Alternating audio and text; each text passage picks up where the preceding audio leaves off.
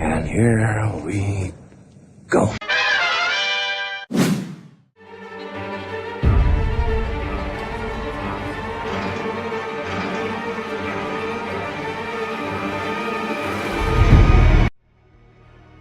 Hey everybody, my name is Mike from the Super Wheeler Bros, and welcome back to another review of The Walking Dead Season 7.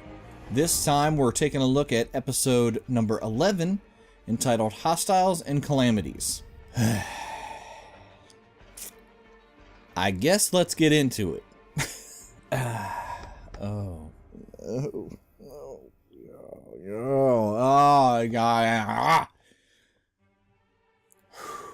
Okay, I've now taken a deep breath. I will now try to speak intelligently on why this episode both bored the crap out of me and annoys the crap out of me. Who cares? The storytelling for this episode. Why does it matter? How does it enhance our story? How does it propel it forward? How does it get us to where we need to go in the finale? You know, as a standalone piece, yeah, there's some nice things that happen in this episode. Having Eugene basically revert back to that dude who just makes a bunch of crap up was funny. You know, Jeffrey Dean Morgan is awesome as Negan. He really is. This episode was supposed to kind of be a showcase for Dwight and trying to get you into thinking whether Eugene has switched sides on us and betrayed our group. And I don't care about any of it because they have done a piss poor job of setting up Dwight as a sympathetic character. Austin Emilio as Dwight, I don't think it's his fault. I think it's just the way that we have set this character up. He is just as despicable as Negan. I don't care that Sherry is trying to pull that humanity out of him that she let go. It doesn't matter. Because what has he done that is redeemed? Yeah, boo-hoo, he pulled out the beer and he pulled out the little pretzel bag. That's supposed to make me feel bad for him, right? I don't. That's supposed to make me sympathize with Dwight. I don't. This episode has one thing going for it. It wasn't as bad as the Tara Heath Oceanside episode. That's it. It's the second worst episode of the season this far, and I don't understand why we had to spend an entire episode in the sanctuary. We already know that Negan is an a-hole.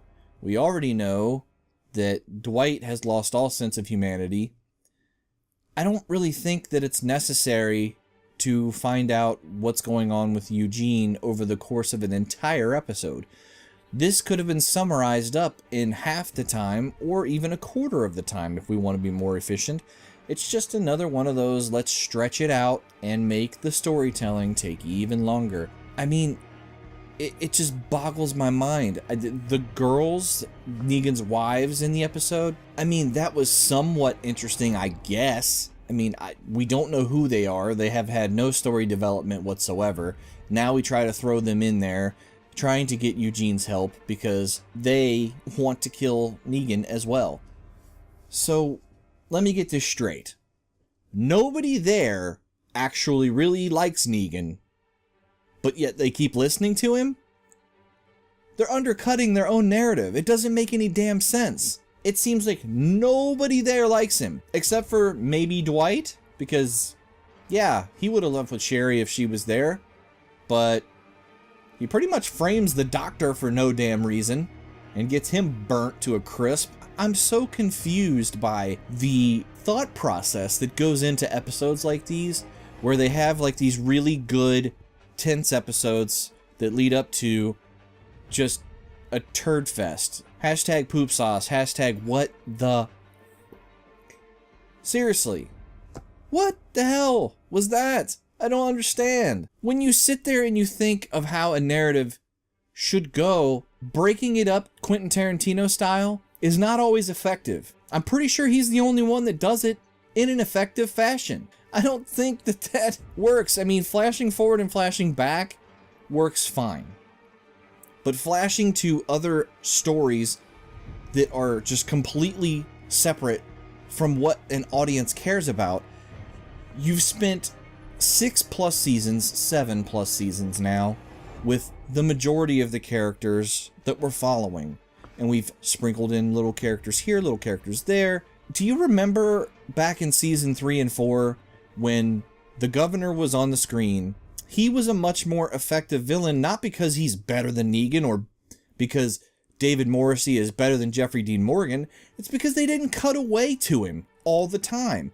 If you recall, the finale of that season, season number 3, the first one in the prison, it was really lackluster because the assault on the prison didn't happen until the mid-season finale of season 4. And what happened that we all complained about right in the middle of that, there was those 3 damn episodes that were just about the governor, and we had to wait like 3 weeks to find out why we have the governor standing at the gates of the prison capturing Herschel and Michonne, and then we get to watch him eat beans and hang out with Tara. I mean, that's the only good thing that came out of that. And again, you could have spliced all of that story in with the congruent story on the other side, and it would have made for better pacing and a less boring TV. And that has been my gripe with this whole season.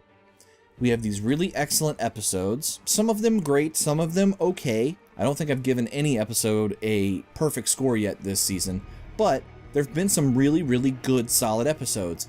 And then we get this crap, and I don't understand. I'm not ripping the performers in the episode.